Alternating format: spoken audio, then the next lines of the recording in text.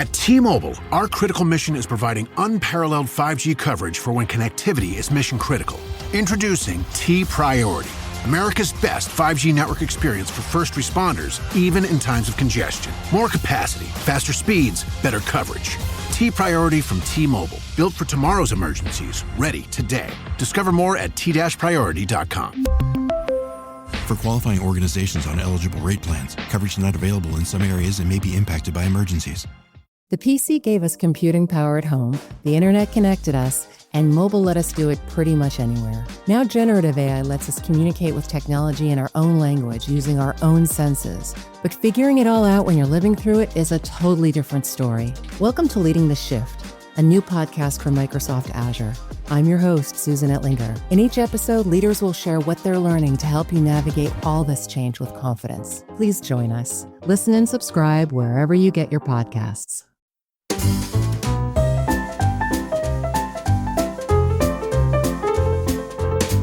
You're listening to the Animation Addicts podcast with the Rotoscopers, episode 175. Onward, I Ship Legs. Welcome to the Animation Addicts podcast with the Rotoscopers. Woo! Disney, DreamWorks, Pixar, Don Bluth, and everything in between. I'm your host, Mason Smith, and I'm here with my lovely co-hosts, Morgan Stradling. Hello. And Chelsea Robson. I'm here. Yay. That's right, folks. We are all here. The gang is back together. We are in it for the long run. Morgan pulled us out of retirement. Boys are back in town. I got an itch, guys. I got an itch. It was an animation itch. My addiction was coming back. The addiction, she relapsed. Yeah. I couldn't help myself, and so I said, I can't do this alone. If you're gonna do That's it, you right. gotta We do it with have friends. to all throw ourselves back into this addiction. Oh, great. New people are like, okay, we're out of here. Anyway, so if you still stuck around after that, we are the Animation Addicts, and this show is about our love for animation, where we basically geek out and talk about what we love about these animated films and about the medium as a whole. And today we will be discussing the new Disney Pixar film, Onward. And we'll be discussing what we loved about it, and hopefully get a good discussion going. Spoilers, y'all.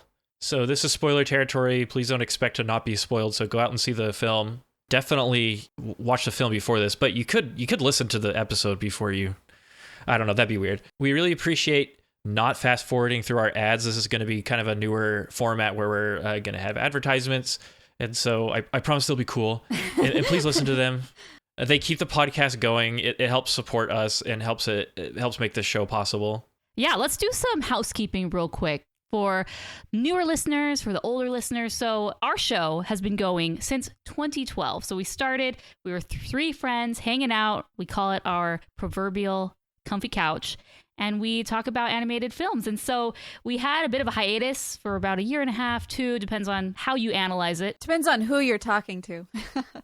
And podcasting has really changed over those past few years. When we first started, I didn't think podcasting was really new and up and coming. I'd been listening to podcasts since around 2005, but podcasting has totally changed. And I think we did mention this in our Frozen episode, but we are back and we really appreciate you. We appreciate you listening to the ads. We'll be getting sponsors on the show. And of course, we'll be bringing back our Patreon. And so if you have been really, really also having that animation itch, especially that Animation Addicts itch, we would love it if you would consider becoming a patron, because that's really one of the ways to keep this show going. And so we're always in your earbuds. Be sure to go to rotoscopers.com/patron, where you can find out how to become a patron and all the amazing goodies that you get there. What's an old-timey, old-fashioned way to say, on to the show? Oh, for Onward. Shifted in O for Onward. Long ago, the world was full of magic.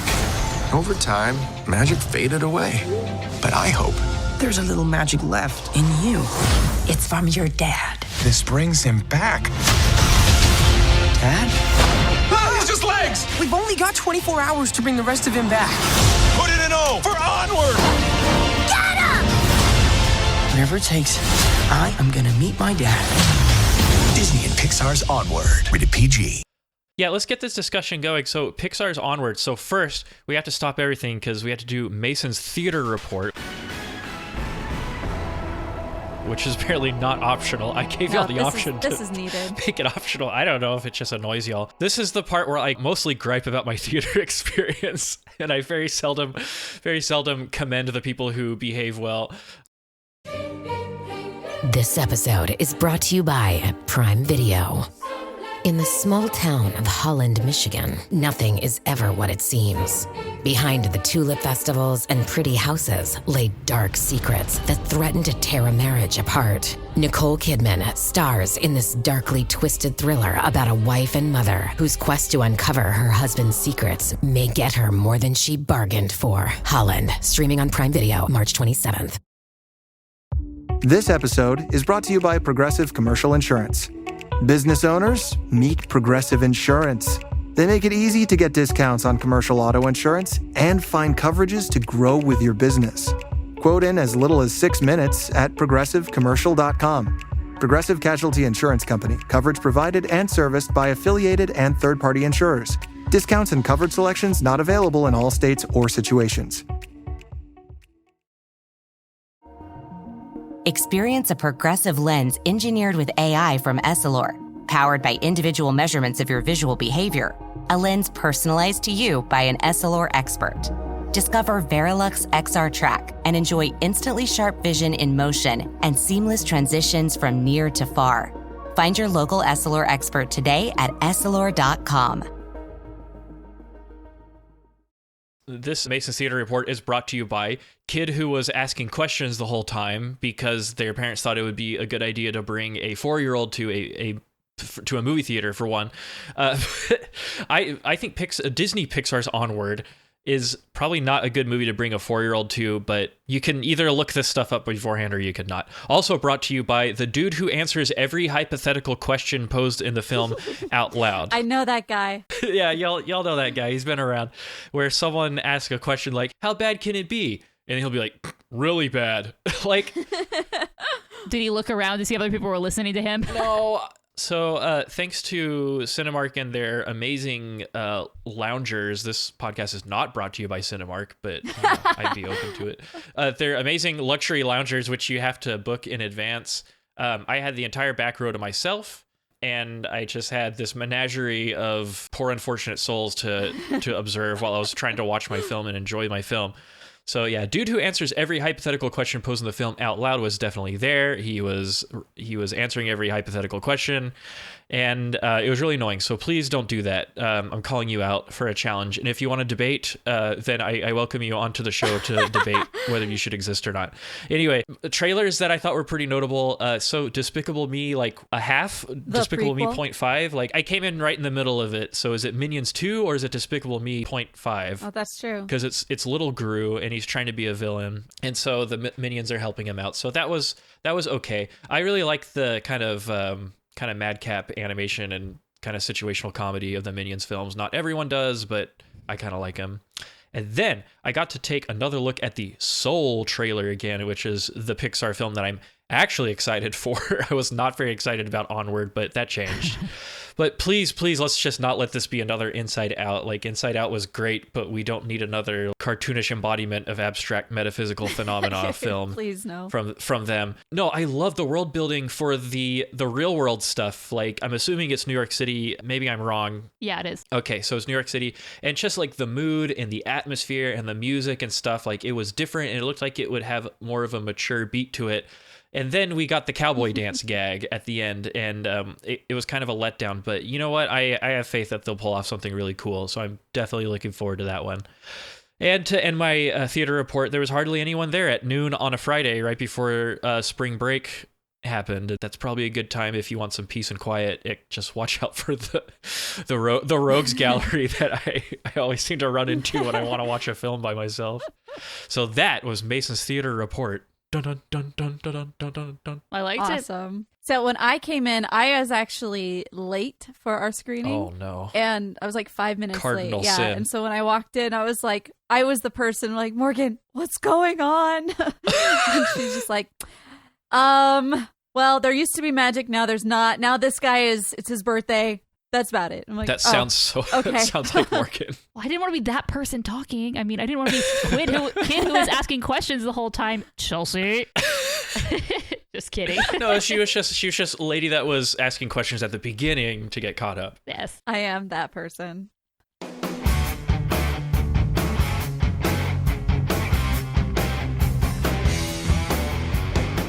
All right, so let me just give you some basic information. I think Mason has already handled this, but we do this at the beginning of all. We set the stage so you understand what this film is all about. This one is brought to us by Disney Pixar. Director Dan Scanlon, who you might know from directing Monsters University. The release date, March 6, 2020. Budget, don't know. Box office, bit too early to tell. It did about 12 million in Friday showings. So we shall see. We shall see. We talked a little bit about Onward before in our Frozen episode or Frozen 2 episode, I should say. And Mason kind of said, it kind of feels like a DreamWorks film. No, you're right. My opinion has changed, but in some ways it hasn't. That's a fair assessment. I feel like the looking at it first, going into it, I was feeling like this was going to be a DreamWorks type film. Yeah, there was actually a lot of buzz on the internet. Like, why doesn't this feel like Pixar? Because and it doesn't. And Trust your that was feelings. actually something that was kind of concerning to a lot of people going in. But it's interesting because the film had a really intriguing premise, which I think a lot of Pixar, that's the kind of the main thing that Pixar does. Like, what if cars could talk and they had their own world? Or what if toys came to life, right? But this one was, what if it was a magical world, magic died away because technology took over. And the magical creatures were all still there, but they just didn't use magic anymore. And so for that initial premise, I'm like, ooh, that's super cool because you have these magical elements that are in a modern world. But for me, which we'll talk about more, it just didn't quite fit all together. All the pieces in the world building didn't pay off. Oh, interesting. Mm-hmm. So I'll give a synopsis of this film. So basically, the Renaissance Festival never died. Very good. But the magic did. People lost faith in the mystic arts, or maybe they just lost faith in themselves. Ooh. There's a small group of, I guess, quote unquote, historian gamer type kids who preserve all this information of the past and all the spells and all of the folklore. But apparently Ian's late father was also really into it, and he bought /found /stole, who knows, a magical staff. /killed for. Perhaps I killed a Jedi and took it from him. Who knows? I had to slit it through throats, but I got it. A magical staff with a stone that, to me looks like the stone on Jurassic Park, so, and then he designed his own spells, which apparently he was a baller at this whole mystical arts thing, because he knew he was sick by something. They don't tell us what, which I appreciated. They did not tell us, but he wanted to bring himself back from the dead for a day when both of his boys were over 16. And then Barley is a believer in the mystic arts, but doesn't have the gift. Ian doesn't know what he believes, but he does have the gift. The magical stone breaks in the middle of bringing back the dad, literally because the dad now is only Legs. So Ian, Barley, and Legs are off on a journey to find the map from a manticore and bring back Summer. I mean, nice. New dinosaur stone from Jurassic Park. Something like that. I don't know. So our main characters. I like that she just called him Legs. Legs, you're with Ducky. His name will be Legs from here on out. Perfect. So Legs. So you got Ian, Barley's and Ian's mom, Laurel. Oh, my favorite, main man. M-A-N-E, man. Officer Colt Bronco, which is like the boyfriend. Oh, and boy, do you see the mane at the end. Oh, yes. And then Manticore and now Legs. Legs, you're with Ducky. Don't forget Guinevere the Pegasus fan. Oh, that's yeah. right. She was her own character. I think the initial vibe I got from the trailer when I saw it is that, man, Disney and Pixar films have officially become indistinguishable from each other. And then I saw the preview for Soul right after that, and I was like, okay, never mind. But it's just, as soon as I saw this, I was like, this is a Pixar film? Why? This feels like it would fit more in as a Disney film. But they went with it. I wonder if Pixar fans maybe feel stylistically about this film the way they did about Brave, which was very different stylistically. Mm-hmm. And so I hope they don't kind of shove it aside as this kind of ugly duckling thing. There were a lot of like modern culture references in it, which I felt was very Shrek 2, but in a less obnoxious way, of course. And so it was something that I kind of had to get over. And once I did, I enjoyed the film, especially the ending. For me, things kind of fell into place in a satisfying and very thoughtful, very heartwarming way for me. But I can understand when you say that there was a lot of seemingly disjointed. There's a lot of stuff. There's a lot of stuff in this film that you kind of had to remember and take into account. It wouldn't be a Pixar film without their story being worked over and worked over and worked over until it was quote unquote perfect, because that's just what they do. It was a hard sell for me, and I'm glad I went and I'm glad I experienced it. Yeah, it kind of reminds me initially when I heard this concept, it reminded me of The Good Dinosaur, because when I heard about The Good Dinosaur, the way that I guess I interpret it in my mind, or maybe initial press releases, I can't remember, was that it was, what if the, meteor that destroyed the Earth, or, that destroyed the dinosaurs didn't just flew over and didn't actually destroy the dinosaurs, and dinosaurs were still around. And as I interpret it, and they were still around today. So I kind of saw it as, wow, modern world, but there's like dinosaurs walking around. And to me, that was a super cool premise and concept. And it didn't really turn out to be that. It was still kind of in ancient Jurassic time period, right? Kind of like a Zootopia type? Right. Yeah, it would have. That's what I was hoping it would have been more like. This one feels more like Zootopia. And then this one, so I like, okay, well, they fixed it and they're going to do it right this time. But the problem that I had with a lot of these guys, and I swear I'm not going to be like the negative Nancy this whole time. They fixed a dinosaur, y'all. They did it. But it seemed like one of the problems is they had this really cool idea, and they're just spitballing in the story room and coming with ideas for a movie for this, and that. It's like, oh, magic left the magic world, but the magic world is still here today, right? And so then they started going off on all these gags, like, well, we could do this and we could do that. It just felt that the world wasn't necessarily complete. For example, it doesn't make sense that the world discovered technology and then built all these things. Like they have cars, they have expressways, they have houses, they have telephone poles, all cell phones. They have all the modern conveniences that we have. But it seems like they actually, all these characters just got plopped into a version of our world with 2 moons versus making their own world. Example, why don't they make motorbikes that are pixie-sized? Oh yeah, why not? Why doesn't Officer Colt Bronco have a car that he can actually fit into? Oh, dang. Instead, they just shove a centaur into a normal person car. Oh, uncomfortable. Like it seems like they made this world for humans or elves, essentially, and then everyone else is just like a gag. Like, oh, see? A centaur coming out of a car. That's hilarious. Oh, who would have ever thought? Right, and that's kind of like the problem that I had, because it just didn't feel complete. And I have a lot of these unanswered questions. I'll just sprinkle them throughout like little magic pixie dust. We'll play the X-Files theme song while Morgan presents all her unanswered questions. The world was kind of half-baked for me. So I was really excited for this world, and it halfway got there. But what did save it, and what I loved, was the characters. So I say we talk about the different characters. Yes, we have to talk about Ian. Oh, man. So, okay, what else do you expect from Tom Holland? Because seriously, like, first half of the film, I really didn't like this kid. Like, wimpy. Like, the Tom Holland fangirls are coming for you. Oh, they're coming for me. You'll never find me. I'm anonymous on social media now. But anyway, the first half of the film, I loved Barley, hated Ian. Eventually, I ended up kind of having a respect for him at the end. But at first, when I was like, man, I think we found a Pixar character who was actually more wimpy than Marlin. At least Marlin could assert himself in situations, and he knew when to say no and like when to like stand up for himself. But like Ian, he has no style. He has no grace. This elf has a funny face. I really didn't like him. And his unconfidence, I guess I'd say, it also didn't make sense because he has no friends. So we are led to believe he has to have this party and invite people over, because he has this list of things like how I'm going to be better. I'm going to learn how to drive. I'm going to be more like my dad. And so he's going to invite friends to his party. So he goes to school, he gets stepped on literally. And then he invites this random group of kids to his party, and they clearly know who he is. It's not like he just went up to a random group. It seems they are familiar with him and they know who he is. They say, hey, I'm going to have a party. And they go, oh, cool. Awesome. And okay. Free food. Great. Yeah. And then the brother rolls up and it suddenly gets like super, super duper awkward. So there's obviously an issue that he has with the brother that leads him to be super embarrassed about the brother because he's awkward, but it really manifests when Barley's around, which we later see when they're doing that magic with the Manticore and try to disguise like Officer Colt Bronco. He does believe his brother's a screw up. And I think we can kind of get the first glimpse of that in that first scene where he's just really ashamed of the brother, which, can we transition to him?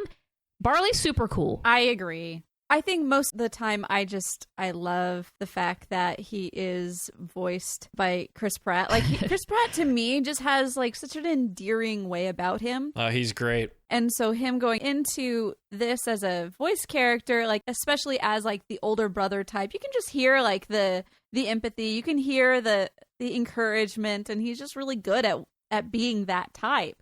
And like it's just interesting that it's like, okay, why is he seen as the quote-unquote screw-up? Because he's on his quote-unquote gap year? I'm using quote-unquotes quite a bit today, I see.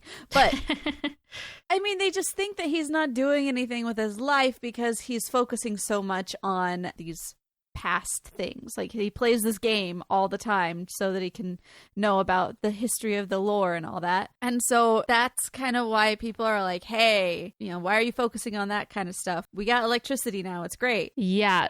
It seems that he is really into these magical arts, but the world is, for the most part, they've moved on. It's kind of a relic, and we're supposed to believe that since there's this game, there's other people who are into it, but we really are just introduced to him, and it seems like he's the only weirdo nut job. He must be driving around town. He's tying himself to old relics, creating a ruckus. I love him. He's a historic preservation activist. He's great. They just want to modernize and move on with their world, and he is really stuck in the past. Not to mention, he drives around in this sick Pegasus man, and let's be honest, I think one of the reasons that he is the way he is, he's probably smoking some magical weed. Let's be real.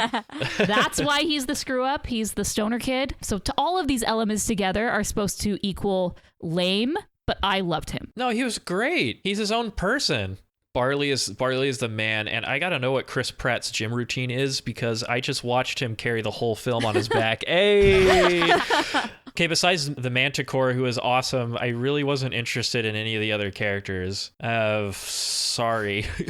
I mean, some of them were just gag characters like the biker gang. Right. Yeah. This is something that comes up in nearly every road trip. I mean, this was kind of a road trip movie, but it was more of a quest, which makes sense. But, definitely. I mean, you're stopping at the gas station in the middle of nowhere, and this is kind of just an abandoned part of town, and the biker gang, something happens to rile them up, cue chase scene, down the road. And this wasn't even a cool chase scene. It was just, hey, we're going to hop onto the freeway and then swerve and off we go, So it was definitely very much a trope. Yeah, they were simply there to cause a ruckus. And what causes a ruckus in society? Apparently biker gangs. I've never encountered one of these. They're always fairly pleasant. Yeah, they've always been really respectful. But in movies, they are the bad guys. That's true, yeah. They mean trouble. You don't want to cross them. Here's my problem I had with Barley.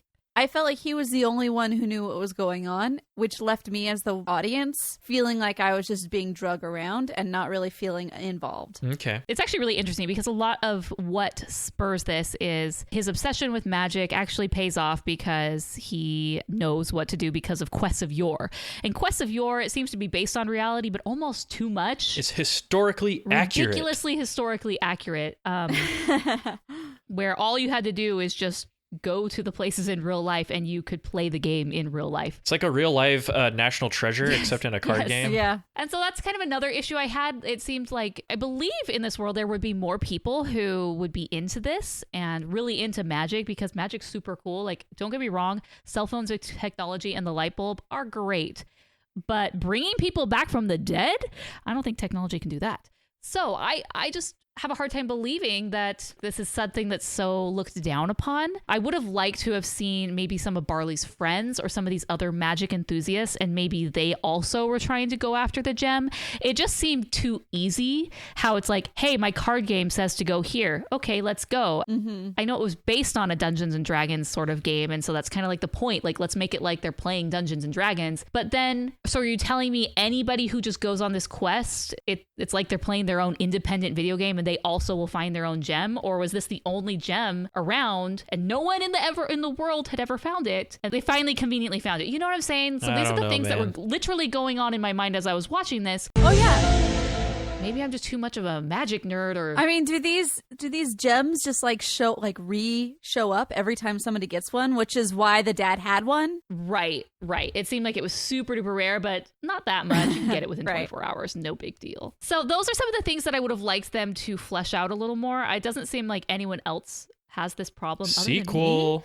So maybe I'm looking too much into it, but I thought it would have been cool because we had the ticking time bomb element of the, by the sunset of the next day, yes, your dad goes away. And so that was really pushing the story forward and creating a lot of turmoil between the brothers. Before the sun sets on his 16th birthday, he shall prick his finger on a splinter of a staff and die. I thought it would have been really cool if there would have been just magic hunters who also were going for the gem, and the gem itself was kind of a not infinite object, or who knows what it was, but where we would have had to fight these other people too, not literally. Because it's such a fantastical resource, and in some ways it is cooler than electricity. Like, you can't use your phone to get you across a bottomless pit, Yeah. Also, there are bottomless pits in this movie. But anyway, that opens up some metaphysical stuff. But so it sounds really cool. And at the end, skipping to the end, when all is said and done and Ian uses magic to save the day, it's just like a show and tell thing. Mm-hmm. He's like, yeah, so I got this magical stuff, and that's how I used it to save the day and fix the school. And they're like, oh yeah, that's really cool. And it's like, are you kidding me? This is this amazing new resource for this society, and nobody wants a piece of it. Right. Rewind even further. So I think we're kind of skipping over the whole point of the movie, which is, hey, the dad died. Well, Chelsea kind of mentioned it. The dad died and left this thing to the two brothers, which was this magic staff, which that clearly is a big deal, right? Yeah. But then wrote a spell that can bring him back from the dead. Stop. Back from the dead. Everyone's okay with this? And everyone's okay with it? No one's really batting an eye. He has figured out how to bring people who have died and bring them back. You're not telling me that everyone who has a family member or a loved one who has died would then suddenly become so interested in magic that everyone would be searching this out so they could likewise bring someone back for 24 hours? And how did the dad bring this spell? Is this just he was so good at magic, such a wizard, that he was the only person to figure out and write a visitation spell? Again, so many questions. Yeah. Typically at the end of an animated film, it's because of all this stuff that happened and all this character growth, the world changed because of it. A very obvious reference is Kung Fu Panda 3, where it's we discovered the chi. Now everyone can do Kung Fu really well. And that's how the world changes by the end of the film. Yeah. But magic doesn't really, discovering magic again doesn't really change anything. It changes Ian, and it changes their world and their relationship, and changes it for the better. But at the end, it's okay, so what are we gonna do with this newfound power? Yeah. Onward, the magic awakens. Right. Onward, the last wizard. Nobody cared though. He's just show and tell.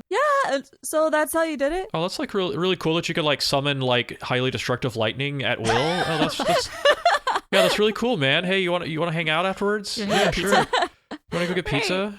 Yeah, at Onward's equivalent of Pizza Planet.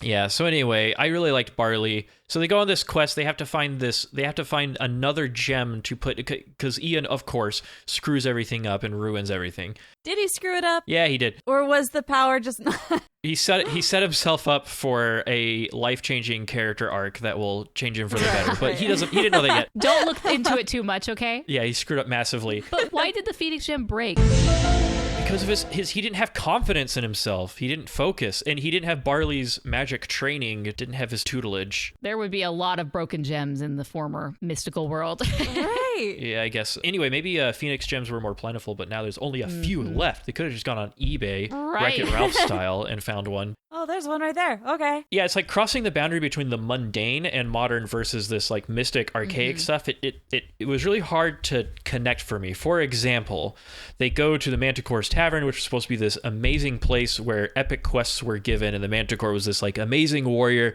She had a map to find the Phoenix Stone, but the map, the kids, Of course, it's a Chuck E. Cheese basically by the time they get there. And the Manticore is like totally washed up and doesn't really do that stuff anymore.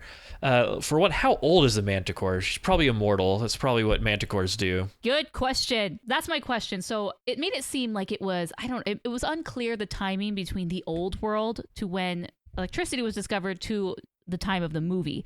And I wasn't sure when she's like, oh, I can't do that anymore. Too many lawsuits. They're too dangerous. I'm not in that business. Like, was it 10 years since she had literally been giving people quests? Or was it she never actually did quests for people? She just runs the shop.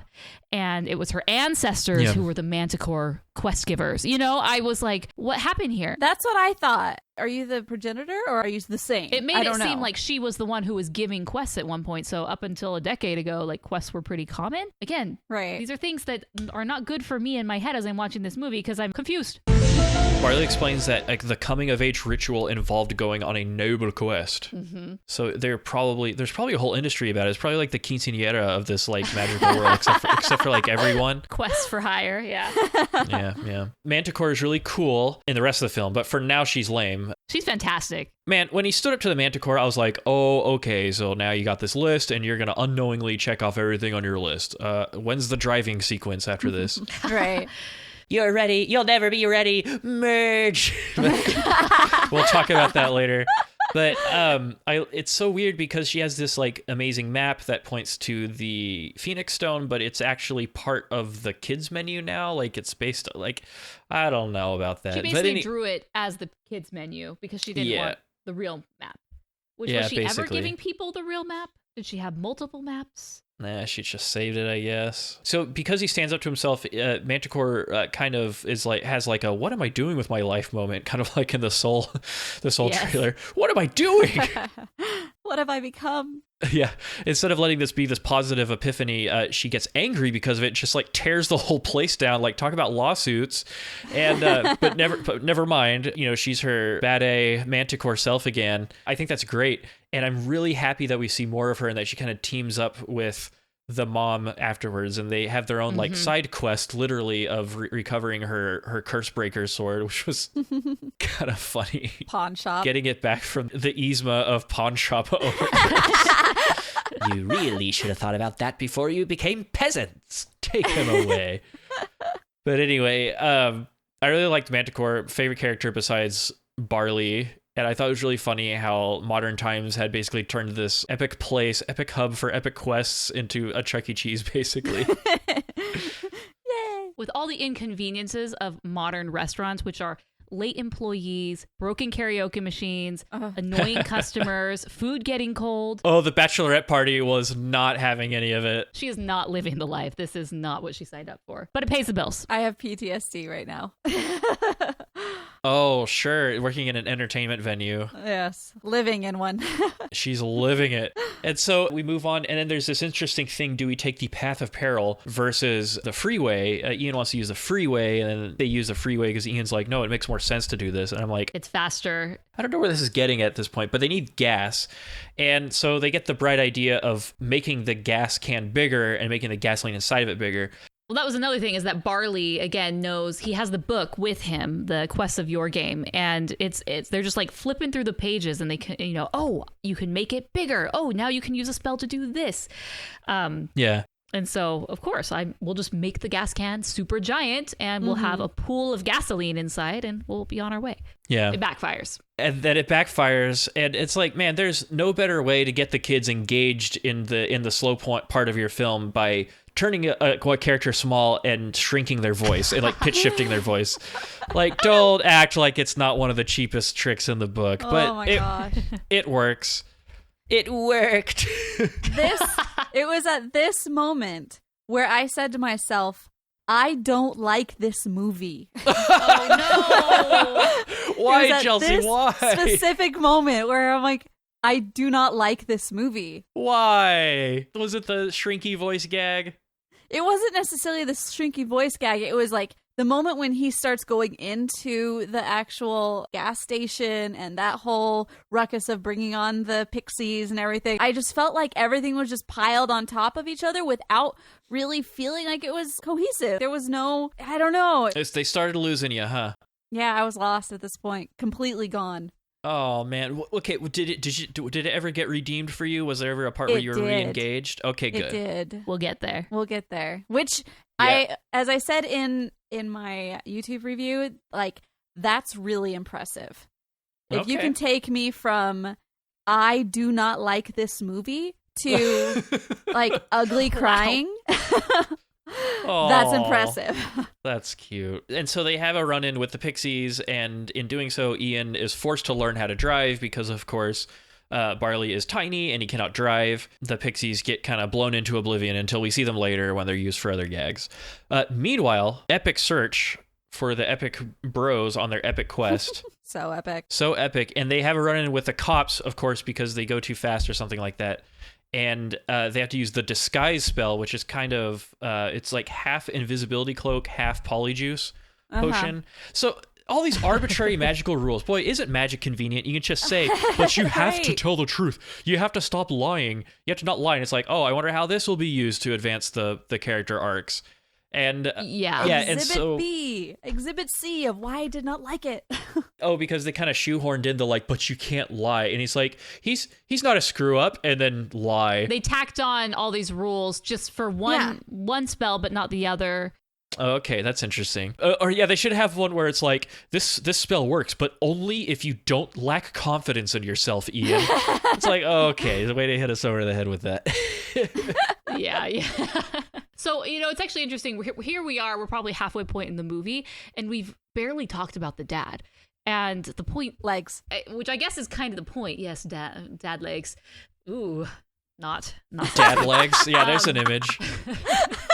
Do not Google that. I just imagine hair everywhere.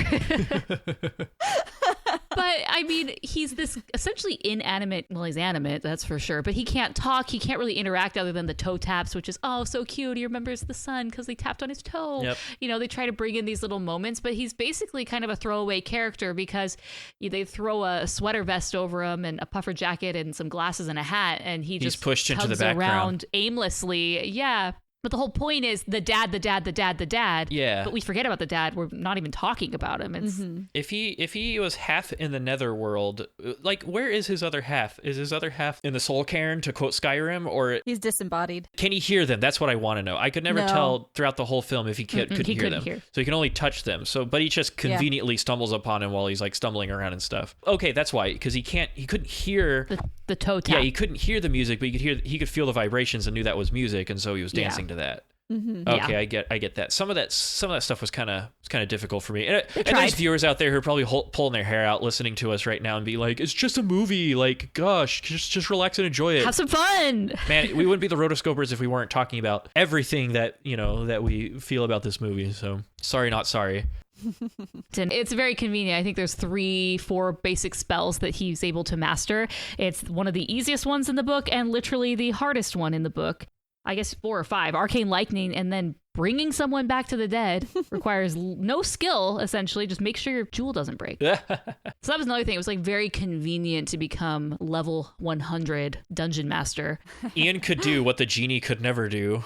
Think about that for a second. Wow. Think about that. Well, that was another thing that I kind of thought was a theme that we might have explored, was that searching for the past and trying to bring back the dead is never a good thing because it can never be achieved. But it's achieved in this world. I mean, but that's okay. They definitely made it work, but it opens up a lot more questions, and it's very serious stuff, resurrection essentially. Mm-hmm. But we shall move on. So this is where we're introduced to the 2 cops. So this creates quite a bit of drama and tension between the brothers because Ian, lies. They kind of mention, he says a lie and they're slowly disapparating, I guess, in a way. They're returning back to their former selves. Disapparating is not the proper term, but you know what I mean. And he says a lie. They say, wow, that kid, he's a screw up. And he says, no, he's not, trying to defend him. And then whoop, another body part is gone. Ian is super ticked. They drive away, the classic, like, I'm just going to get out of the car and huff and puff. I'm not going to talk to you. Get my soda. Yeah. Yeah.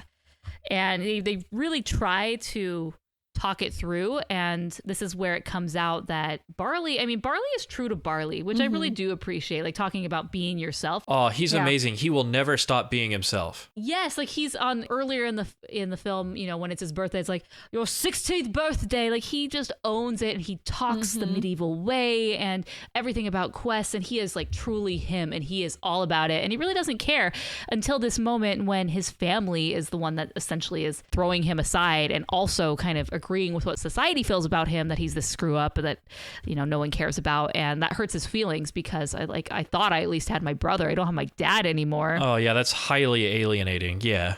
It's actually interesting also that the dad was super into these mystical magical arts, and so is Barley. And the mom didn't notice? Yeah, they didn't know. Like, well, yeah, first off, it doesn't seem like the mom knew that the dad was into this. It was like a secret because she's like, whoa, he was a wizard? Where'd he get this? Uh-oh. And so it wasn't even like Barley saw the dad doing this, and then as a result, that's his way of holding on to the dad. That would have been, I think, cooler. You know, like, I'm into this because this is my way of holding on to the one thing that dad had. It's just like, oh, dad was into it, I was into it. I think that would have been a stronger connection between the dad and Barley. Yeah, I think so too. And then Ian's the one who's like, oh, that's the stuff they're into, but I'm not into it. And then he kind of falls into it. And I also think that we didn't really see any tension between Barley being really upset about not having the magic, because you would think if this is your whole life and you discover you don't have the gift, that would be something you'd have to come to grips with, right? But he just accepts it and we move on. Yeah. So can we talk about how the bottomless pit segment was like? I was watching, I was like, man, this is such a like siblings story. Like, of course the rope would come off of Ian, and like Barley, like, oh, do I tell him? Do I not? Okay, I can't can't let him know. Like, okay, just like, I wouldn't tell him. Have you ever had a moment with one of your siblings that was like, man, we could have died back there? It's like, yeah, but we didn't. We're fine, aren't we?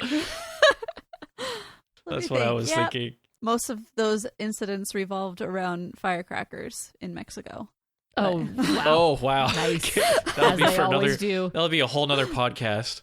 Yeah, so this is one of those moments, and I like this. This is one of the best parts of the film because I think it's really exciting. They're working together. They've gotten over their differences. We kind of skipped over the fact that Barley feels really betrayed because, yes, I know everything, but you're still not listening to me and you're not taking my advice. You don't have any faith in him. I say Path of Peril. Like, I know these games in and out. Trust me. And so finally they do, and they get where they need to go. And then this is very much Indiana Jones with the leap of faith, or the yes, that's right, trust bridge, as it's called in this film. And it's fun and it's exciting. And you see Ian getting more confident with himself. You know, he's definitely proven to master magic pretty well at this point, but he's still stressed about not meeting his dad, because at the very beginning of the film it's very clearly established that he's obsessed with his dad. He has that tape that he listens to over and over and over again, and he just has pictures of his dad. So this is a really, really, really big deal. So, you know, they're having fun, but at the same time, clock's a ticking. We got to go. But I loved it. They were having fun, and then the rope falls off. And guys, I wouldn't have told him either. Okay, just keep going. Just go. Yeah, I would have had to suppress but like, I would have had to keep that to myself. But like, yeah, definitely, that was like oh boy. But anyway, Great. Is it really bottomless? I don't know. He would have died, but it was. I don't know if it was bottomless. I would have to do some research on that. There's really only one spell that would have gotten him across. It's this bridge. Was there not a levitation spell? Could you not have made a magical whip to pull that thing down? Yeah, why can't you just float? Yeah, what's the caveat to the float spell that would not let that? Oh, right, because it only has a certain to range. lift a beam. Yeah, he says it only has like a 15-foot radius. It's like, oh, okay, more convenient magic rules, I guess. Anyway. Accio, Raven's Point. Boy, if they could Accio things from like several miles away in Harry Potter, I don't know. Disney hasn't bought Warner Brothers yet, so let's not even get into that, but it's coming. And then the action really ramps up because the cops are after them again, and they actually break the law pretty egregiously. Like, if this was Grand Theft Auto, they'd be at a 3 out of 5 star, wanted level. And so, so we're ready for the cops. We're creating roadblocks. Oh, pour one out for Guinevere's epic sacrifice. Oh, Guinevere. She was a good steed. Where the tire goes out and she starts galloping. It's great. Oh, man. And it happens. That was the character I cared most about. Arcane lightning. That's right. Arcane lightning. And he didn't get it to work, so that's why, man, Barley, this is why Barley is the best character in the film. And you're wondering, like, okay, what's in it for Barley for this whole film? But we will find out by the end. But anyway, there's this weird thing where they're going through like a gauntlet and the gelatinous cube finally shows up, and like Ian pretty much has to use almost all his spells to like get through it, and they finally make it out, and then they uncover the epic doorway to their destination, and it's just right in front of the school. Right. And then everything kind of comes crashing down again. You are right back where you started. The same relic that earlier in the film Barley was trying to save. This part of the film went from, I kind of had the same emotional journey as Chelsea, where as soon as they showed up back at the school, I was like, ugh, more of this. Yeah. And I was just like, when is this going to end? And then the way it unfolds afterwards actually kind of got me a little teared up. The way, like, because it is just so sweet and so thoughtful how it all works. So Ian is so ticked off at Barley that he pretty much banishes Barley and says, I don't want to spend time with you anymore. You don't get to spend time with Dad because you squandered that time, which is really cruel of Ian. That is really... Yeah. And he takes Legs over to this cliff to spend what little time he has with him. When I hear Legs, I just think of Legs from Toy Story. That should be a pairing. You know, with the fishing pole. Fishing pole. That's right. Someone make that fan art, please. I ship them. Please. Legs, you're with Ducky. Legs and Legs. He takes Legs over to the side to spend what time he has left without talking, without really hearing each other, and you can tell that Legs is sad because Barley is not there. Meanwhile, Barley is desperately trying to find the last Phoenix Stone, and he finds it. But meanwhile, while he's going on this, Ian is looking at his checklist, and he slowly discovers that everything he wanted to do with his dad, he had already done with Barley. And he starts realizing that, yeah, he never met his dad, but his dad's best qualities rubbed off on Barley, who basically raised him, who was, in a way, his father figure, because Ian didn't have one. And that's really, really sweet when Ian starts to realize, like, I've made a terrible mistake. In the words of Job from Arrested Development.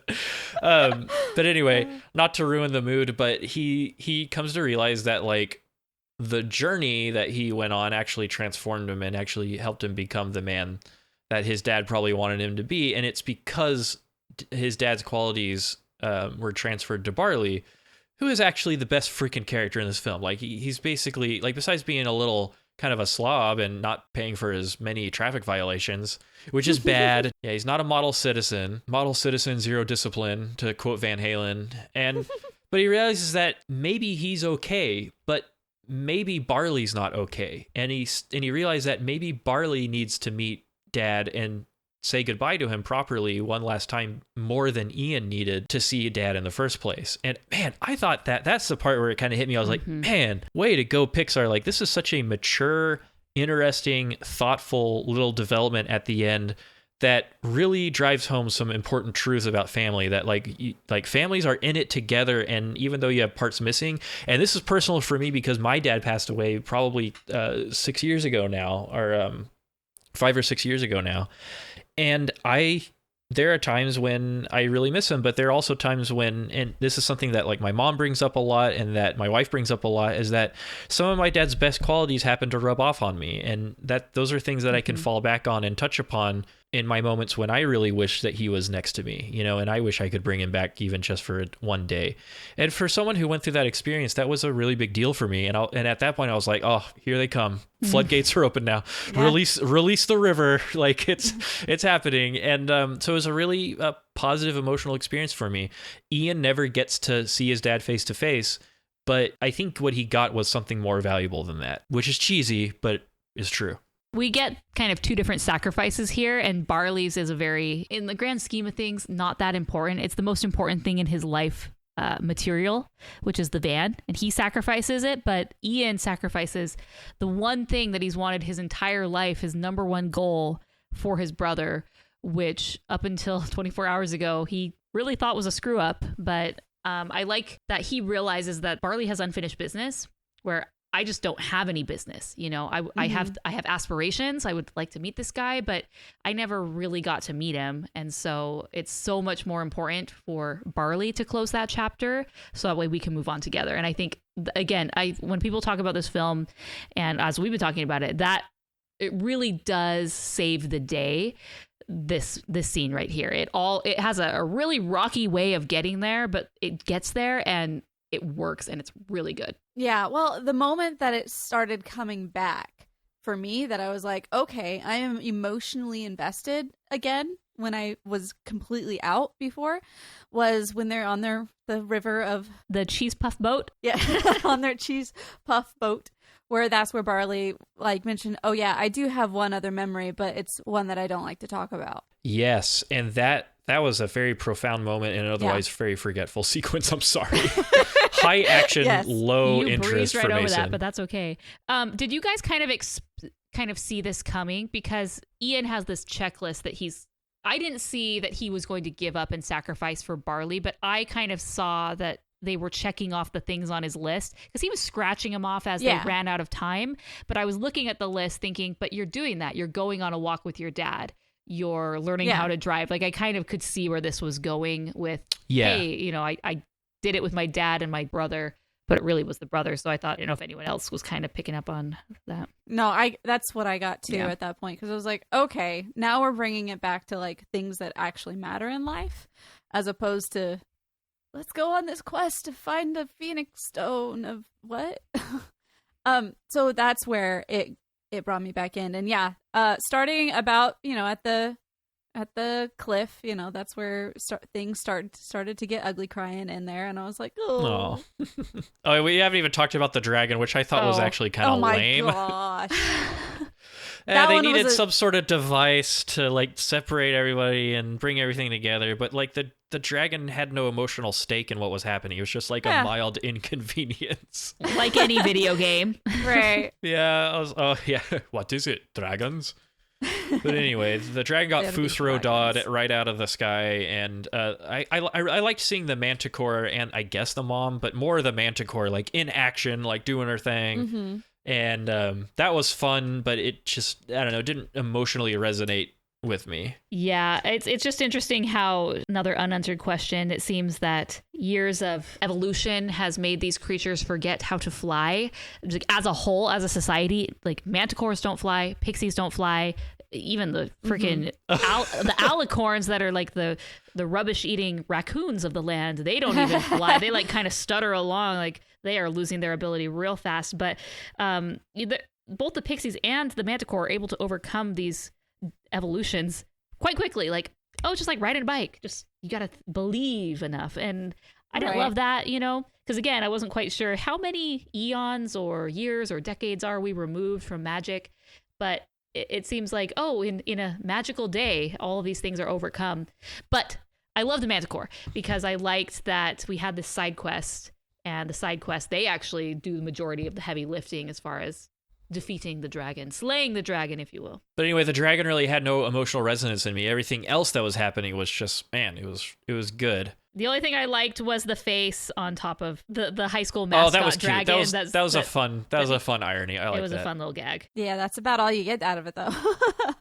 But they still need Ian to deliver the final blow with the Curse Crusher. Yeah, he pulls out all the stops and he becomes full-blown whiz, and he just lays waste to that dragon. Like you do. And everything kind of gets resolved after that. Like, it's good. Everything's good at the end, I suppose. And Guinevere too, y'all. Guinevere the Second. Typical Disney fashion, nobody stays dead for long. Right. Guinevere the Second is even cooler. These eternal sacrifices are not really eternal. And then I knew that they were going to go back to the whole centaurs used to gallop at 70 miles per hour. And it's like, yeah, well, I have a car now. And then at the end, he is super mane man. He releases his luxurious mane and he rides off into sunset. Very, very cool. I forgot that he released the ponytail. Loved it.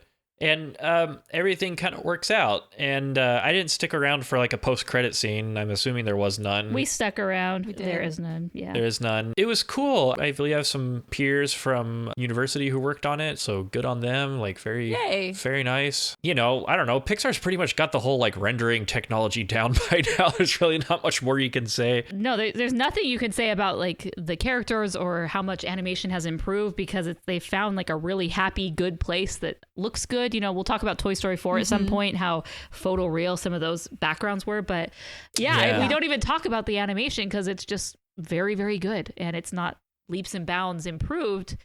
It's just great.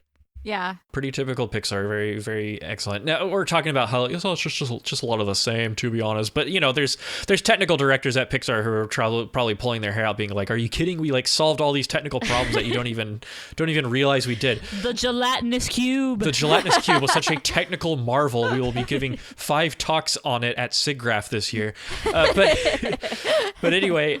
Props to the technical guys and gals at Pixar and at these studios that make all these miraculous visual effects and animated films happen.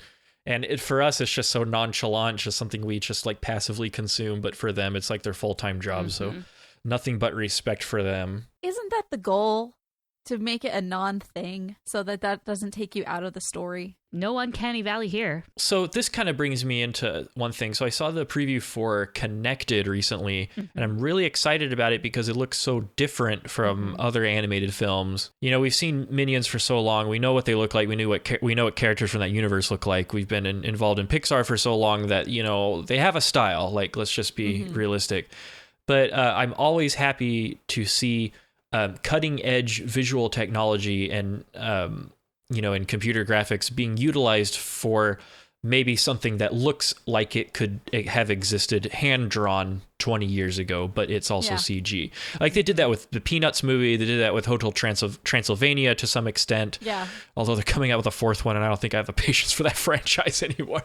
But Connected looked really cool because the animation kind of looked like Bob's Burgers characters, but if they were animated in CG.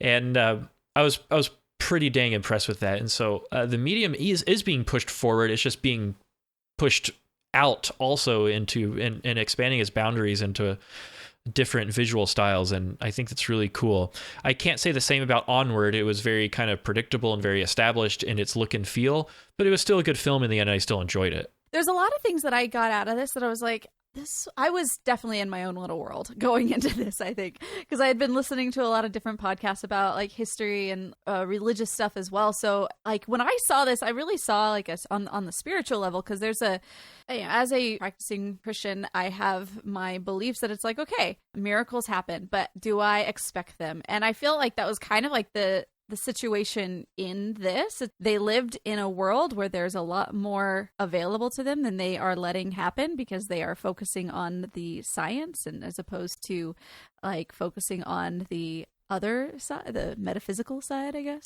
Well, that's interesting. So there was a lot of that was going through my head. Executing the magic requires a lot of faith, I suppose, and like trust and all that. Like there's all these like, abstract concepts associated with the spell. So wow, that's cool. I didn't really think of that connection. That was one thing that left me thinking a little bit more, like, because you look at the world that you and I live in, and there's a lot of things that I'm like, yay, I really love indoor plumbing. It really was big. You look at other times in history where people definitely had miraculous things happen, and they expected them more than I would say that we expect them, or at least I expect them. Because there's a lot of things that I'm like, am I counting on these miracles type things to happen? Am I doing that? Or am I just relying on the light bulb to turn on and turn off and just stay simple and not as big as what it could be? These are just my thoughts. So we are wrapping up. Any last thoughts about themes or characters or funny quotes, things that you love that we didn't talk about? You'll never be ready. Merge.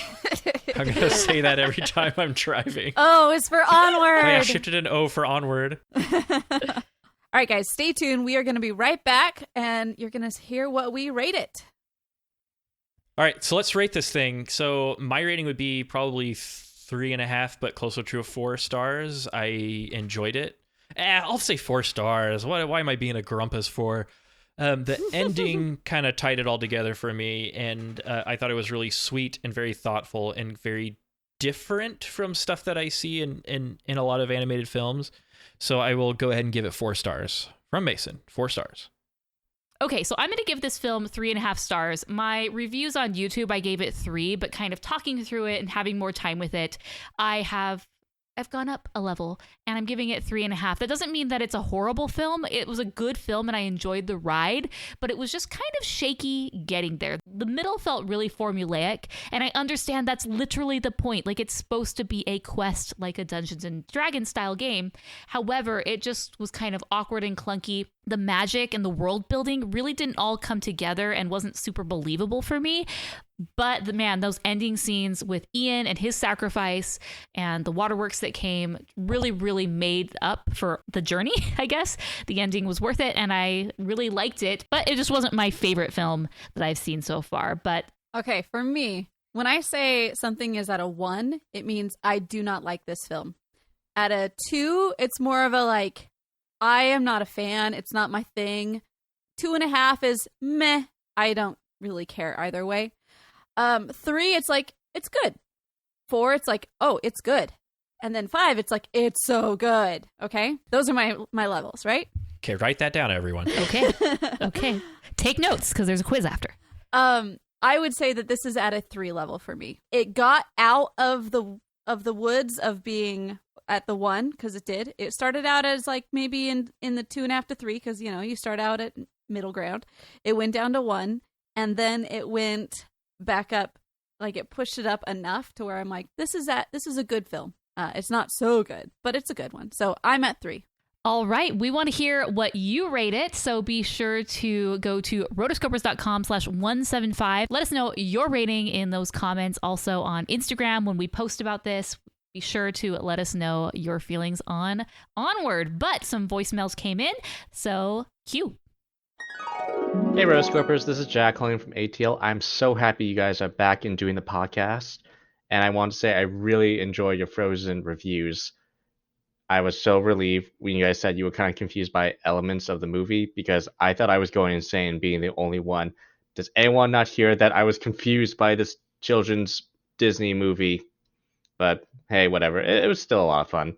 Anyway, guys, I'm happy to hear what you guys will do next. And take care until then. Bye. Hey, Jack. Thank you so much for sending that voicemail. And don't worry, don't be ashamed for feeling confused about Frozen 2. We weren't the only ones. Hey, Rotoscopers. This is Alex from Surrey, BC. Just wanted to say congratulations on getting the podcast up and running again. Can't wait to hear the new episodes. It's an awesome experience every time I listen to it. So just wanted to send a shout out and say hi to you guys and thank you for all the great work that you guys do. Thanks. Bye. Hey, Alex. Thank you so much for sending that voicemail. We are super pumped to be back, and it's kind words like that that is really encouraging. We have some pretty cool things planned in the future. We're really excited to bring back our patron program, and we were excited to do Mulan, but that's been postponed. But stay tuned. We have some fun things coming up. If you want to leave your own voicemails, you can head on over to rotoscopers.com/voicemails, or you can call us at 1-406-646-6575. We'd love to hear from you. Because, we're back. We're back. You can never come back. Yeah, Except we did, we okay? did. We got the magic watch.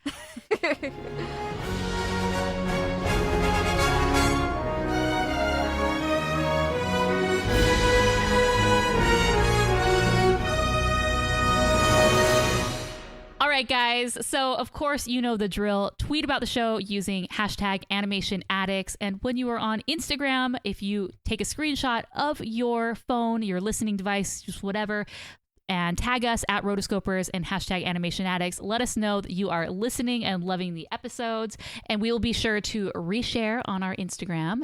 Now, a few things. So again, some more housekeeping.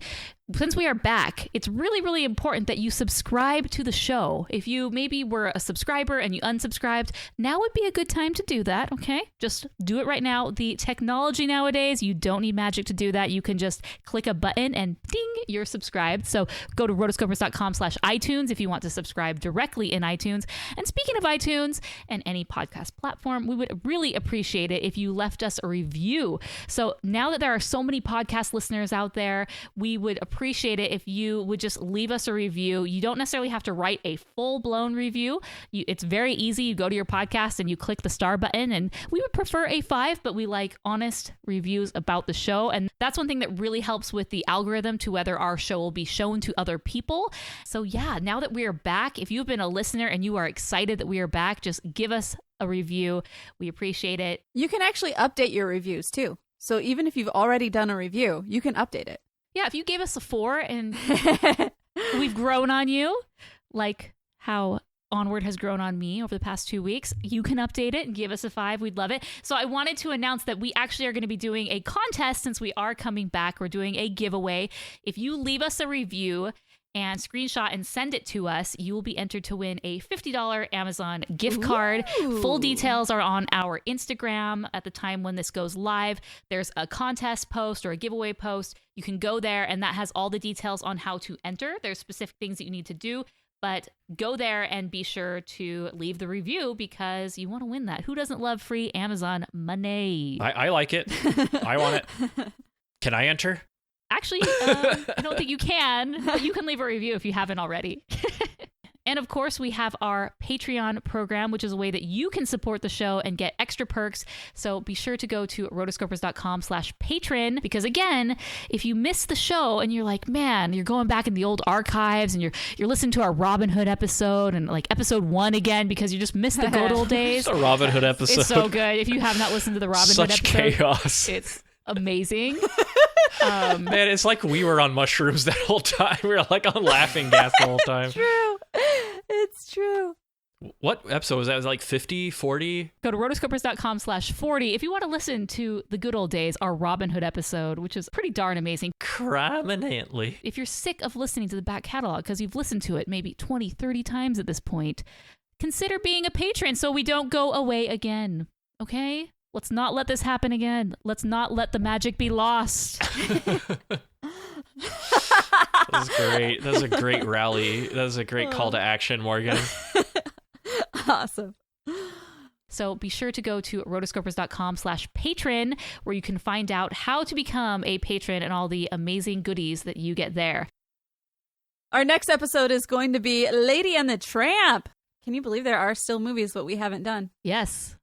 We've never done Lady and the Tramp out of all our years? No. We've never done it. Oh, man. That's next. If you want to find us at our individual locations, Morgan Stradling is on all of the things at Morgan Stradling. I, Chelsea Robson, am on all of the things at Chelsea Robson.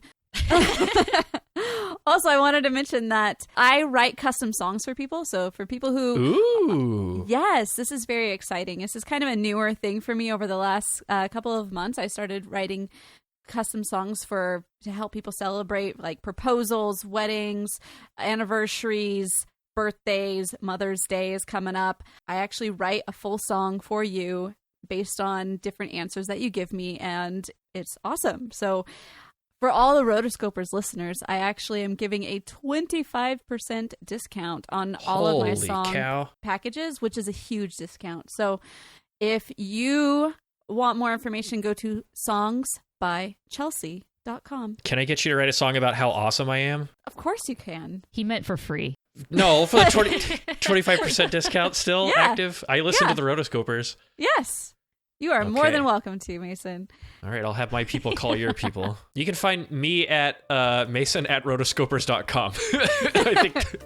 I think those are still active. Yeah, I kind of shied away from a lot of social media, but I do have a few years of experience in the animation industry, and every now and then I get asked about like, hey, where do I start? Like, what are some good books to read? What are some good resources? So if you ever need advice or anything like that, I was involved in that and am still involved in that in the industry. So shoot, Mason@rotoscopers.com if you ever want to chat. Woo! All right, guys, that was our review of Onward, and until next time, we are the Rotoscopers.